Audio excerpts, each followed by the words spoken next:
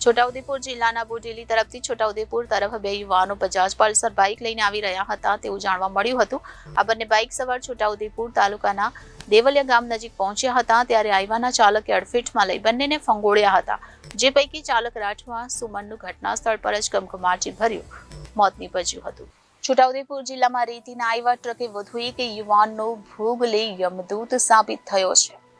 ત્યારે દેવલિયા રેતીની લીઝમાંથી રેતી ભરીને એક આઈવા ટ્રક નદીમાંથી રેતી ભરી બોડેલી તરફની દિશામાં બહાર નીકળ્યો હતો. જે આઈવાના ચાલક પોતાનું વાહન પૂરપાટ ઝડપે હંકારી જતો હતો ત્યારે દેવલિયા ગામ પાસે બાઇક ચાલક રાઠવા સુમન ચંદુભાઈ અને તેની પાછળ બેઠેલા એક ઇસમને આઈવાના ચાલકે અડફેટમાં લઈ બંનેને ફંગોળ્યા હતા, જે પૈકી ચાલક રાઠવા સુમનનું ઘટના સ્થળ પર જ કમકમાટીભર્યું મોત થયું હતું અને પાછળ બેઠેલો યુવાન મૂર્છિત થઈ પડ્યો હતો.